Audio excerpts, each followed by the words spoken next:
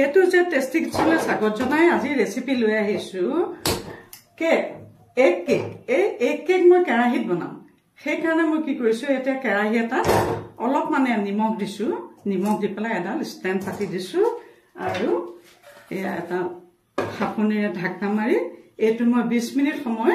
কেৰাহীটো গৰম হ'বলৈ দিম এতিয়া আপোনালোক যদি মোৰ চেনেলটোলৈ প্ৰথমবাৰ আহিছে তেতিয়াহলে সাবস্ক্ৰাইব মাই এটো যে টেষ্টি কিচেন এতিয়া বাকিখিনি কামৰ কাৰণে ভিডিওটোৰ মাজলৈ সোমাই গৈ আছো মই এতিয়া এই বাটিটোতে কেকটো বনাম তাৰ বাবে মই এই বাটিটো কি কৰিছো সেট কৰি লবৰ কাৰণে অলপমান অইল সানি লৈছো আৰু তাতে অকনমান ময়দা ছটিয়াই লম এটো কম্পালসৰি নহলে কেকটো বনাওতে এটা লাগি ধৰিব এতিয়া মই তেল ঘঁহা বাটিটোতে এয়া অলপমান ময়দা দি পেলাই এটো মই এটা সেট কৰি লম নহলে যেহেতু কেকটো ইয়াতে বনাম নহলে হেতু লাগি ধৰিব পাৰে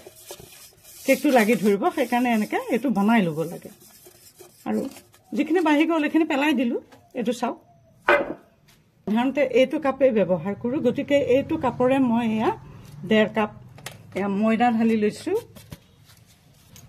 1 চামুচ বেকিং পাউডাৰ দিলো আধা চামুচ বেকিং সোডা দিলো দি পেলাই এটো মই সুন্দৰকৈ চালি লম তো সুন্দৰকৈ চালি ললো ময়দাৰ সমজুখত মই এয়া চেনি দিলো চেনিখিনি মই সুন্দৰকৈ পিছি লৈছো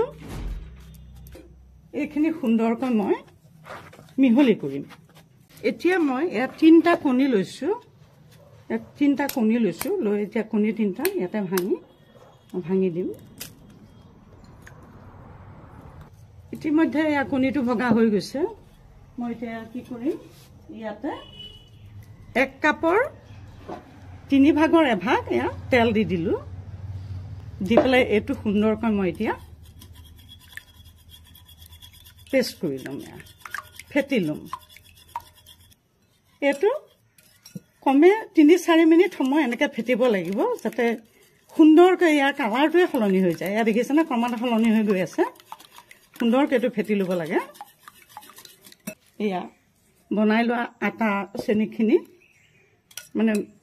যেটো মিক্স কৰি লৈছিলো তাতে কণীখিনি মই ইয়াতে ঢালি দিলো কলটি মিশ্ৰণটো ইয়াতে ঢালি দিলো দেটো হানিম আৰু ইয়াতে মই এটো হানি যাওতে এয়া চাও মই 1 কাপ ৰুম টেম্পাৰেচাৰত থকা গাখীৰ লৈছো এয়া গাখীৰ অলপ মিহলাই হয়তো গোটে কাপ নালাগিবও পাৰে এয়া গাখীৰটো দি পেলাই মই ক্ৰমান্বয়ে এটো হানি গৈ থাকিম খুব সুন্দৰকৈ ডোটো বনাই লব লাগিব এই ডোটোৰ ওপৰতে কেকটোৰ মানদণ্ড নিৰ্ভৰ কৰে কিমান সুন্দৰ হ'ব এই ফেটি লোৱাটোৰ ওপৰত এই ডোটোৰ ওপৰত নিৰ্ভৰ কৰে গাখীৰ আৰু অকনমান লাগিব গুটেখিনি নালাগে কিন্তু দেই আৰু অলপ দি দিলো গাখীৰ দি এটো সুন্দৰকৈ ফেটিছো এটো সুন্দৰকৈ ফেটা হৈ গৈছে এতিয়া মই কি কৰিম এই বনাই লোৱা বাটিটোতে এখিনি মই ঢালি দিলো ইতিমধ্যে এয়া নিমখটো গৰম হৈ গৈছে ইয়াতে মই এটো বহুত টেম্পাৰেচাৰ বহুত হৈছে বহুত গৰম হৈছে তাতে এটো মই আস্তেকে পাতি দিলো আৰু এনেকে ঢাকি মই 25 মিনিট সময় এনেকে ৰাখি দিম গেছটো লোৰ পৰা মিডিয়াম ফ্লেমত ৰাখিব লাগিব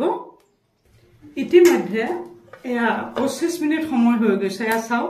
সুন্দৰকৈ কেকটো ফুলি আহি আছে এতিয়া মই ইয়াতে কি কৰিছা চাও এয়া কাজু আৰু আলমণ্ড ইয়াতে মই এতিয়াহে দিছো দেই কাৰণ আগতে দিলে কি হয় বস্তুটো হেৰি হৈ যায় কোলা পৰি যায় হেতু কাৰণে মই এতিয়া দিলো এয়া গুটেখিনি কাজু আলমণ্ড এনেকৈ মই পেলাই দিলো এ চেৰিও কেইটামানে পেলাই দিছো দেখাত সুন্দৰ হ'বৰ কাৰণে আৰু খাইও খুব ভাল লাগে বস্তু যিমানে সুন্দৰ হয় দেখিবলৈ খাই ইমানে ভাল লাগে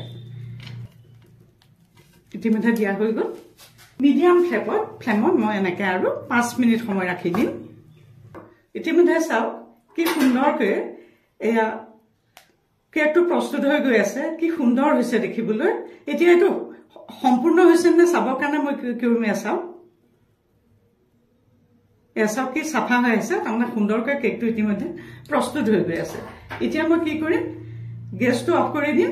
আৰু এইটো অখন্ত ঠাণ্ডা হ'বলৈ দিম বহুত গৰম হৈ আছে নমাবৰ কাৰণে ইতিমধ্যে চাওক কি সুন্দৰকৈ এয়া কেক প্ৰস্তুত হৈ গৈছে কি সুন্দৰকৈ হৈছে গতিকে এইটো